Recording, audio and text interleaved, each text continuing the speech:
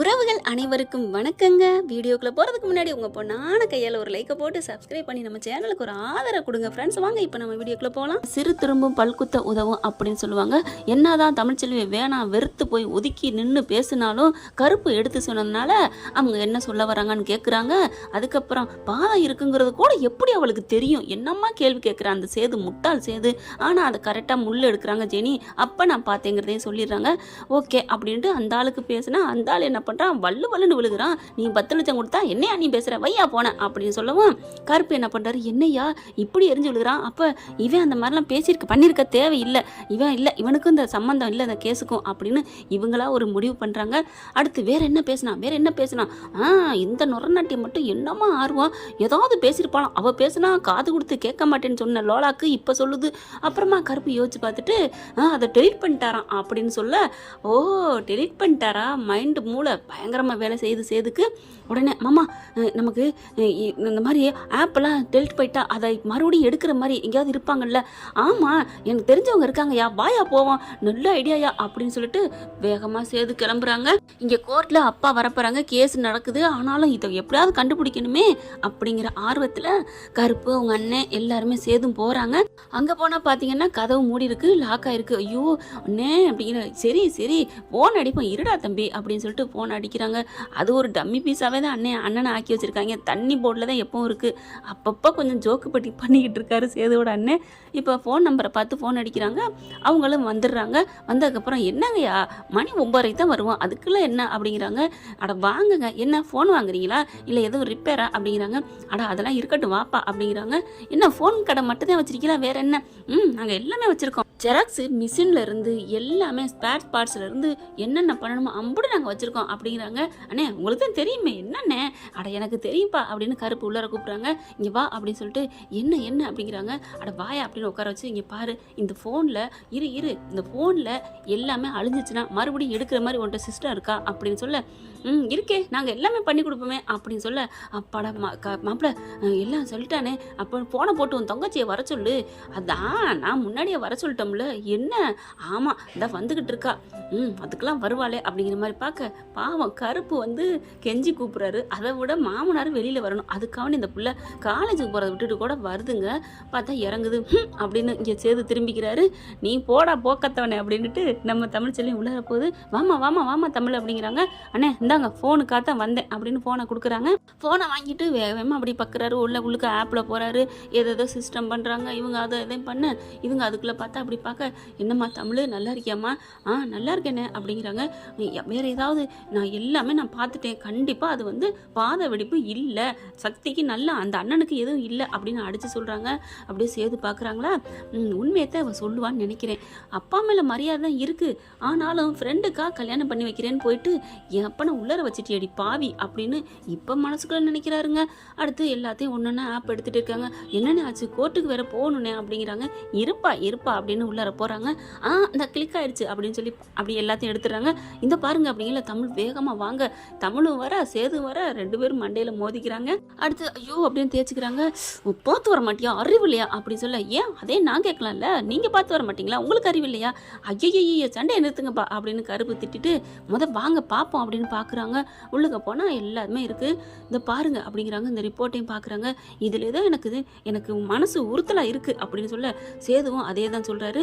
மாமா இது கண்டிப்பாக இது சக்தியோட உடம்பே இல்லைன்னு எனக்கு தெரியுது மாமா, இது எப்படியா நிரூபிக்கணுமே. ஆனால் அவங்க எல்லாமே அவனோட தான் சொல்கிறாங்க, எதை வச்சு சொல்ல முடியும், சும்மா சொல்கிறாங்க. இது கண்டிப்பாக இவ அடித்து சொல்கிறத வச்சு இந்த பாதம் அவள் இல்லைன்னா கண்டிப்பாக இது வேறு யார் தான். அப்போ சக்தியோட உடம்பு எங்கே இருக்குது அப்படிங்கிறாங்க. சரி மாப்பிள்ள இதை வச்சு இப்போ என்ன பண்ணலாம், அடுத்து ஏதாவது பண்ணுவோம் அப்படிங்கிறாங்க. தமிழ் என்ன பண்ணுது, சரிங்கண்ணே நான் கிளம்புறேன் அப்படின்னு சொல்லிட்டு கிளம்புது. எங்கேம்மா, நான் ஒரு இடத்துக்கு முக்கியமான இடத்துக்கு போகணும், உங்களை மட்டும் நம்பிக்கிட்டு நான் இருக்க முடியாது, மாமா வெளியில் கொண்டு வரணும் அப்படின்னு சொல்லிட்டு தமிழ் வந்து ஜெனி வீட்டுக்கு போகுதுங்க. இவங்க என்ன பண்ணுறாங்க, அந்த வேகமாக எதிர்த்து பேசினால அங்கேயே கிளம்புதுங்க. ஜெனியை பார்க்க போகிறாங்க. தமிழை பார்த்தோன்னே வாடி அப்படின்னு சொல்லிட்டு ரூம்குள்ளே போய்க்கிறாங்க. என்னடி ஏன்டி வெளியிலே வராமல் இருக்க, உங்கள் அம்மா எதுவும் கொடுமைப்படுத்துகிறாங்களா? அதெல்லாம் ஒன்றும் பண்ணலை, எனக்கு தான் வெளியில் வரவே பிடிக்கல, சக்தி இல்லாத உலகத்தில் நான் ஏன் வாழணும், ஏய் நீ சாதிக்கணும் முன்னுக்கு வரணும்னு சொல்லிட்டு இப்போ என்ன சக்தி போயிட்டாங்க, நீ இப்படி பண்ணிட முடியுமா, நான் என்னடி பண்ணுவேன், என்னால் அவன் உயிர் போயிருக்குல்ல, அது எனக்கு ரொம்ப குற்ற உணர்வாக இருக்குது, அதெல்லாம் நீ கவலைப்படாத, அந்த உணர்வுக்கு தேவையே இல்லை, என்ன சொல்கிற தமிழுப்பா அப்படின்னு ரூமுக்குள்ள போய் பூட்டிக்கிறாங்க. இங்கே பாரு அப்படின்னு சொல்ல உலக போய் நான் என்ன தமிழ் என்ன என்ன அப்படின்னு நீங்கள் ஜெனி கேட்க, பாரு இது யாரோடது, இது என்னது அப்படின்னு கேட்க, இது சக்தியோட போஸ்ட்மார்ட்டம். என்னது சக்தியோட போஸ்ட்மார்ட்டமா அப்படின்னு ஆர்வம் பார்க்க, ஆர்வப்படாத, இது சக்தியோடதுன்னு சொல்லி ஆஸ்பத்திரியில் இருக்கிறது, ஆனால் இது சக்தியோடது இல்லை. என்ன சொல்கிற தமிழ், பாரு நல்லா பாரு, நீயே சொல்லுவ அப்படிங்கிற கரெக்டாக எல்லாத்தையும் பார்த்துட்டு பாதத்தை பார்க்குது. தமிழ் இது என்ன, இது சக்தியோட காலை இல்லை, இது பார்க்கல என்னென்னு இருக்கு அப்படிங்கிற மாதிரி உம்மட்ட தெரியுதா, நான் தான் சொல்கிறேன்ல இது சக்தியோட உடம்பே இல்லை, யாரோ வேணுக்குன்னு பண்ணியிருக்காங்க, சக்தியை தலைமறைவாக வச்சுருக்காங்க, இல்லை தலைமறைவாக ஓடி இருக்கணும், நம்ம சக்தி நம்ம உயிரோட தான் இருக்கான் ஜெனி அப்படிங்கிறாங்க. தமிழ் அப்படின்னு கட்டி பிடிச்சிக்கிறது, நீ சொன்னது மட்டும் படித்தா எவ்வளோ சந்தோஷமாக இருக்கும், அப்போ சக்தி உயிரோட தான் இருக்கானா? ஆமாம் ஜெனி, நான் சொல்கிறத நம்பு, இது பூராத்தையும் நம்ம காலேஜில் தான் எடுத்தேன் அப்படிங்கிறாங்க. எப்படி எடுத்த அப்படிங்கிறாங்க. எப்படி எடுத்தேனா, இது எல்லாத்தையும் அழிச்சு விட்டாங்க, மறுபடியும் அங்கேருந்து நான் ரெக்கவர் வாங்கிட்டு வந்திருக்கேன் அப்படிங்கிறாங்க. அப்புறமா இதை விடக்கூடாது, அப்போ உயிரோட தான் இருக்காரு, அப்போ உங்கள் மாமனாருக்கு அவருக்கு என்ன கேஸ் நடக்குதுன்னே தெரியல, வர்றியா ஜெனி அப்படின்னு சொல்ல, வரண்டி பாவண்டி, அவர் எந்த தப்புமே பண்ணாமல் அவரையே நம்ம தண்டிக்கணும், கிளம்பு அப்படின்னு சொல்லிட்டு இதுங்களும் கிளம்புதுங்க. இதுக்கு நடுவில் பார்த்தா சேது அந்த ஆள் பார்த்தீங்களா 10 லட்சம் தரேன்னு சொன்னாலும் கோவமாக பத்திக்கிட்டு வந்தார்ல, அங்கே போயிட்டு சும்மா லெஃப்ட் ரைட்டு வாங்குறாங்க, தூக்கி வச்சு அவன் அழகாக ஜாலியாக பாட்டு கேட்டுட்டு அப்படியே பிள்ளைங்களோட சோறு ஊட்டிக்கிட்டு இருக்க, பிள்ளைங்க எல்லாம் மிரளுதுங்க, அப்படின்னு சொல்லிட்டு விரலை காமிக்கிறார் சேது, அட்டைங்க நொட்டிங்க போதுங்க. என்ன நினச்சிட்டு இருக்கீங்க, யோ இங்கே பாயா அப்படின்னு கூப்பிட்டு கொண்டு சேரில் உட்கார வச்சு உண்மையாக ஒழுங்காக ஒத்துக்கோ. இல்லை நான் அதெல்லாம் ஒன்றும் பண்ண முடியாது அப்படிங்கல. எவ்வளோ பணம் வாங்கினேன், எனது பணமா, எனக்கு பணம்லாம் பெருசு இல்லைங்க, நான் நல்லா தெரிக்கேன், எனக்கு எதுக்கு பணம். உடனே கருப்பு, சேது இவனுக்கு பணம் முக்கியம் இல்லைங்கிறது நல்லா தெரியும்யா, என்ன மாமா சொல்கிறீங்க, ஆட நேற்று பேசுனதுலே தெரிஞ்சு போச்சுல்ல இவன் அந்த மாதிரிலாம் பணத்துக்கு ஆசைப்பட்டவன் இல்லைன்னு, அப்புறம் எதுக்கு இவன் இந்த மாதிரி போலியா பண்ணணும், அவன் போலி பண்ணனா வேற எதுக்கு பயப்படலாம் அப்படிங்கிற. அங்கே பொம்பளைங்கெல்லாம் நடுங்கி போய் நிற்கிறாங்களா, அதை பார்க்குறாங்க கருப்பு, அங்கே பாரு அப்படிங்கிற பொம்பளைங்க அப்படி ஊங்குறாங்க. அப்போ ஏதோ நடந்திருக்கு, உண்மையை சொல்லு. இல்லைங்க அது வந்துங்க அப்படிங்கிற, அப்போ ஏதோ இருக்கு, இல்லைங்கன்னு மட்டும் நீ சொல்லியிருக்கணும், அது வந்துன்னு சொல்லல, எதை மேட்ருக்கு சொல்லு, சொல்றியா என்ன, இல்லை நான் சொல்ல மாட்டேன் அப்படின்னு சொல்ல, அப்புறமா என்னை மன்னிச்சுக்க கடவுளே அப்படின்ட்டு அவங்க விட்டு ஒரு குழந்தைய தூக்கிறாருங்க. தூக்கிட்டு வந்து, நீ மட்டும் இப்போ உண்மையை சொல்லலைன்னா இந்த குழந்தைய என்னடா தூக்கிட்டு போகிறீங்களா, நான் ஏன் தூக்கிட்டு போகிறேன், உன் கண்ணு முன்னாலே பண்ணுவேன் சம்பவம் அப்படின்ட்டு கரெக்டாக அவங்க அந்த பிள்ளைய ஏதோ பண்ண போக, ஐயோ உள்ள பாவம் எதுவும் விட்டுருங்கடா, அந்த பிள்ளைக்கு ஒன்றும் தெரியாது, நான் உண்மையை சொல்கிறேன், அப்படிவா வலிக்கு அப்படின்ட்டு, பாப்பா நாங்கள் விளையாண்டோம் கண்ணாமூச்சி, ஒன்றும் இல்லை, ஓகே அங்கிள் தேங்க்யூ அம்மானு மொத்தம் கொடுத்துட்டு போயிடுறாங்க. நீங்களாம் போங்கம்மா, நான் ஒன்றும் செய்ய மாட்டேன், நான் நல்ல வந்தம்மா அப்படின்னு செய்து சொல்ல, அவங்களும் சரின்ட்டு போகிறாங்க. தம்பி நாங்களே சொல்கிறோம்ப்பா, அவங்க மிரட்டி வச்சுருக்காங்கப்பா அப்படின்னு உளறிடுறாங்க. என்னய்யா என்னென்னமோ சொன்னேன், உங்கள் வீட்டில் இப்படி சொல்லிட்டு போகிறாங்க. ஆமாம் சேதுப்பா, எனக்கு நான் நல்லா தெரியும், உங்கள் அப்பாவை தெரியும், எல்லாருமே தெரியும், எங்களுக்கு இந்த மாதிரி வேலை கிடைச்சது உங்கள் அப்பானால தான், எனக்கு எல்லாம் உதவி பண்ணியிருக்காரு 20 வருஷத்துக்கு முன்னாடியே. ஆனால் என்ன ஆனால் எங்கள் உள்ள பொண்டாட்டியோட உயிர் அவங்க கையில் இருக்குப்பா, என்ன சொல்கிற. ஆமாம் இந்த மாதிரி விஷயம்லாம் வெளியே தெரிஞ்சிச்சுன்னா உன் குடும்பத்தையே கூண்டோட அனுப்பிடுவோம் அப்படின்னு மிரட்டி வச்சுருக்காங்க. நாங்களாம் பயந்தவங்க, பணம் காசு எனக்கு தேவையில்லை, மிரட்டினால தான் பயந்து போயிருக்கோம், நீங்கள் தான் கால் பண்ணி பேசுனீங்களா, அப்போ கூட நினச்சேன் நீங்களா தான் இருக்கணும்னு அப்படின்னு சொல்ல, ஓ எல்லாம் பக்காவாக தெரிஞ்சுதான் வச்சுருக்கியா, என்னை மன்னிச்சிருங்க அப்படிங்கிறாங்க. நீ வந்து சாட்சி சொல்கிற, இல்லைங்க அதெல்லாம் நான் வர முடியாது, என்னையா வர முடியாதுங்கிற, இங்கே பாருங்கள் யாருன்னே தெரியாதுங்க, முகமூடியை போட்டு வந்து மிரட்டுறாங்க, நான் என்ன பண்ண முடியும், என்ன செய்து யாருன்னு தெரியாதுங்க அப்படின்னு சொல்ல, யாருன்னு தெரியாம எப்படிப்பா கண்டுபிடிக்கிறது, வா மாமா அங்க போய் வச்சு உண்மையை வர வைப்போம் அப்படின்னு கூட்டிட்டு கிளம்புறாங்க. இங்க பாத்தீங்கன்னா எல்லாம் வாசல் நிக்குது, கோர்ட்டு வாசல்ல ராஜாங்கத்தை கூட்டு வராங்க. இங்க ஈஸ்வரியும் ஆத்தாலும் மகளும் பேசுறத தாமரை கேட்டுவிட்டு, என்ன குசு குசுன்னு பேசுறீங்க அப்படின்னு அவங்க சாவித்திரியும் கேட்க, ஏன் நீங்க மட்டும் பேச மாட்டீங்களோ, என்னம்மா ஓங்கி அடிச்சு பேசுதுங்க, தப்பையும் பண்ணிவிட்டு, இப்ப அப்பத்தா இருந்துட்டு அடி சும்மா இருங்கடி எப்புள்ள வரானே அப்படின்னு அழுகுது.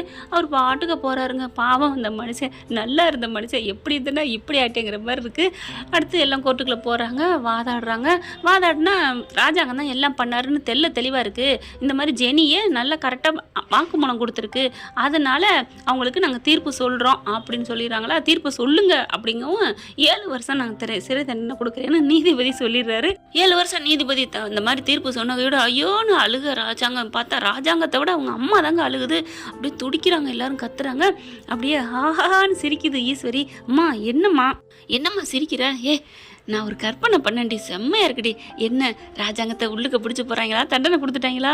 ஆமாடி அப்படின்னு சொல்ல, எப்படியும் ஒரு 5 வருஷம் கொடுத்துருப்பாங்களா? போடி நீ கரெக்டாக சொல்லுன்னு பார்த்தா பின்ன என்னம்மா எத்தனை வருஷம்? 7 வருஷம் டி. 7 வருஷமா? ஐயோ 7 வருஷத்துல அந்த சொத்தை பூரா நம்ம ஆட்டையை போட்டணுமா அப்படின்னு சொல்ல, கண்டிப்பாடி ஆட்டையை போடணும் அப்படிங்கல. ஆர்டர், என்ன சத்தம் அப்படிங்கிறாங்க. அடுத்து வக்கீலுங்க வராங்க, வாதாடுறாங்க. வாதாடையில கரெக்டாக சேது வந்துடுறாருங்க. நான் என் வாக்குமூலத்தை எடுத்து வைக்கிறேன் அப்படின்னு சொல்லிட்டு அந்த ஆளை கூட்டிட்டு வந்து கூண்டில் வச்சு சொல்றாங்க. நிறைய பேர் எங்ககிட்ட வந்து இந்த மாதிரி மிரட்டினாங்க, என் உயிர் எல்லாத்தையும் எடுத்துருன்னு சொல்லிட்டு. அது வந்து அந்த இறந்தவன் வந்து அவனோடதே இல்லைங்க, சக்தியோட பாடி இல்லை அப்படின்னு அடிச்சு சொல்றாங்க. அப்படிங்கல, என்னப்பா ராஜாங்க எதுவும் உங்களுக்கு காசு கொடுத்துட்டாரா அப்படின்னு அந்த வக்கீல் சொல்ல, இங்க பாருங்க எனக்கு காசு பணம் முக்கியம் இல்லை, அப்புறம் ஏன் இப்போ வந்து சொல்ற? அப்ப சொல்லாம அப்ப மிரட்டி வச்சாங்க, அப்புறம் இப்ப வந்து எனக்கு பாதுகாப்பு தரேன்னு சேதுபதி ஐயா சொல்லியிருக்காரு. இப்போ கூட என் வீட்டில் பொம்பளைங்களுக்கெல்லாம் பாதுகாப்புக்கு ஆட்களை வச்சிருக்காங்க. அந்த தைரியத்துல தான் நேர்மையா இருக்கிறவங்க நான், எப்பவுமே உண்மை சத்தியம் இதுதான் எனக்கு பெருசுன்னு நினைப்பேன். அதனால தான் இப்போ நான் வந்திருக்கேன் அப்படின்னு அந்த ஆள் சொல்ல, ஏன் பணத்துக்காக சேதுபதி மிரட்டி உன்னை கூட்டி வந்திருக்கலாம் இல்லையா? உங்க குடும்பத்தை ஏதாவது பண்ணிடுவேன்னு கூட வந்திருக்கலாம்ல அப்படின்னு அந்த பக்கத்து வக்கீல் பயங்கரமா பேசுறாங்க. இங்க ஒன்றும் பண்ண முடியல. நீதிபதி, ஆமா மிரட்டி கூட சேது நீ கூட்டி வந்திருக்கலாம், இந்த சாட்சி வந்து செல்லாது அப்படின்றாங்க. அப்படியே பொசுக்குன்னு போயிருது ராஜாங்கத்துக்கும் சேதுக்கும். பார்க்குது ஈஸ்வரியும் சித்ராவும், பத்தியா எப்படி? ஆனா சரியான ஆள்றி, எப்படி போய் வந்து பாத்தியா? ஆமாம்மா எப்படிம்மா இதெல்லாம்? ஐயோ இப்படி இவன் ஏதாவது நொங்க எடுத்துருவானா? இவனை முதல்ல உள்ளார போனோட்டி, இவன் ஏதாவது பண்ணணும். எப்படிம்மா? இவன் என்ன பண்ணலாம்? சரி அதை நாளைக்கு யோசிப்போம், இப்போ நடக்கிறத பார்ப்போம் அப்படின்னு இருக்க. இப்போ எந்த ஒரு இதுவும் நிரூபிக்கப்படலை. ஆனாலும் ராஜாங்கம் தான் தப்பு பண்ணாருங்கிறது நிரூபிக்கப்படலை. அதனாலன்னு தீர்ப்பு சொல்லல அந்த வக்கீல், ராஜாங்க வக்கீல் என்ன பண்ணுறாங்க, சரிங்க இங்கிட்டும் நிரூபிக்கலை, அது முண்டம் இல்லை தலை இல்லை முண்டம் மட்டும்தான் இருக்குது அப்படிங்கல, ஒரு ஜாமீனாவது கொடுக்கலாம்ல அப்படிங்கல. அதெல்லாம் கொடுக்க முடியாது அவங்க சொல்ல. என்னங்க இப்படி சொன்னால் என்னங்க அர்த்தம் அப்படின்னு 2 பேர் பேசுகிறாங்க. இவர் நீதிபதி ஜாமீன் கொடுக்க முடியாதுன்னு சொல்லல. தமிழ்ச்செல்வியும் ஜெனியும் ஓடி வராங்க. ஐயா நாங்கள் ஒன்று சொல்லணும் அப்படின்னு சொல்லிட்டு, அடுத்ததா என்னம்மா அப்படிங்கிறாங்க. ஜெனி வந்து நான் சொல்கிறேன் அப்படின்னு சொல்ல ஆரம்பிக்குது. இந்த மாதிரி அந்த முண்டம் வந்து கண்டிப்பாக ஏன் சக்தியோட உருவம் இல்லை அப்படின்னு அடித்து சொல்கிறாங்க. எதை வச்சு சொல்கிறீங்க? ஆமாங்க என் சக்திக்கு காலில் போன வாரம் கூட நான் முள்ளை எடுத்து விட்டேன், அப்போ கால் வலுன்னு இருக்கும். நான் நிறைய வாட்டி உன் பாதம் தாண்டா அழகுன்னு நான் சொல்லியிருக்கேங்க, எனக்கு தெரியுங்க. அவன் வந்து காலில் அப்படி இல்லை, இந்த போஸ்ட்மார்ட்டம் ரிப்போர்ட் வேற யாரோ, தலையை பார்க்காம நீங்கள் சொல்லக்கூடாது அப்படின்னு சொல்ல. அப்படியே யோசிக்கிறாரு. என்னம்மா உனக்கு நல்லா தெரியுமா? ஆமாங்க நல்லா தெரியும் அப்படின்னு அடித்து சொல்கிறாங்க. அதுக்கப்புறம் என்னன்னு யோசிக்கிறாங்க. இங்கே பாருங்க அவர் தலையும் இல்லாமல் கிடக்குது அந்த உருவம், இவர் கொலை பண்ணலைங்கிறாரு அப்படிங்கல. எங்கள் ஐயாவுக்கு நீங்கள் எங்கள் சாருக்கு நீங்கள் வந்து அப்படின்னு சொல்லல. அப்படி பார்க்குறாங்க. என்னய்யா சொல்லு அப்படிங்கிறாங்க. நீங்கள் விடுதலை செய்யணும்னு சொல்லலை, அவரை ஜாமீனில் விடலாம்ல, நல்ல ஆலோசிங்க அப்படின்னு சொல்லி வக்கீல் கெஞ்சுறாரு. நீதிபதி பார்க்குறாங்க. பார்த்துட்டு ஐயோ ஜாமீனில் வந்துருவானா அப்படின்னு ஈஸ்வரிக்கு தூக்கி வாரி போடுது. அதுக்கப்புறம் கண்டிப்பாக நீங்கள் வந்து தீர்ப்பு வந்து நான் நல்லா தான் சொல்லுவீங்க நம்புறேன்னு இங்கே வக்கீல் பறக்கிறாரு, எப்படியாவது ஜாமீன் கிடைக்கணும்னு. ராஜாங்கத்தோட விசுவாசியாக இருக்காருங்க, அவரால் தான் இவர் வக்கீலாக ஹைப்பார் போல இருக்கு. நீதிபதி தீர்ப்பை சொல்லிடுறாரு, நான் உங்களுக்கு ஜாமீன் தரேன் அப்படின்னு சொல்லிடுறாங்க. அப்புறமா வெளியில் இறங்கி வராங்க. ஐயா ஜாமீனில் கொடுத்துட்டாளா அப்படின்னு கட்டி பிடிக்கிறாங்க. ஜாமீன் தானே வந்திருக்க, வந்த உன்னை மறுபடியும் உள்ளர போக வைக்கிறேன்னு ஈஸ்வரி மறுபடியும் கங்கணம் கட்டுதுங்க. தமிழ்ச்செல்வியும் ஜெனியும் வெளியில் வராங்க. தமிழ்ச்செல்வி அப்படியே பார்த்துட்டு ஒதுங்கிக்கிறது. சேதுக்கு கொஞ்சோன்னு நன்றி உணர்வு வருது, ஆனாலும் காமிச்சிக்க மாட்டேங்கிறான். ஜெனி வந்து, ஐயா நீங்கள் கவலைப்படாதீங்க, கண்டிப்பாக நீங்கள் குற்றம் செய்யலைன்னு நான் நம்புகிறேன். அன்னைக்கு ஏதோ எங்கள் அப்பாவும் நீங்களும் பண்ணியிருக்கீங்கன்னு எனக்கு வந்து ஃபோனில் சொன்னாங்க, நீங்கள் தான் எல்லாம் பண்ணீங்கன்னு, அதனால தான் நான் அப்படி வாக்குமூலம் கொடுத்தேன். இப்போ தான் தமிழ் சொன்னா எங்கள் மாமா இந்த தப்பு பண்ணலண்டு, அதனால தான் நான் வந்து வாக்குமூலம் கொடுத்தேன் அப்படிங்கிறாங்க. பரவாயில்லம்மா நீ சொல்லி என்னை விடுதலை பண்ணிட்டாங்க, எனக்கு பேசுறதுக்கு ஒன்றும் இல்லை அப்படின்னு ஒன்னோட வாய் திறக்காமல் போகிறாருங்க.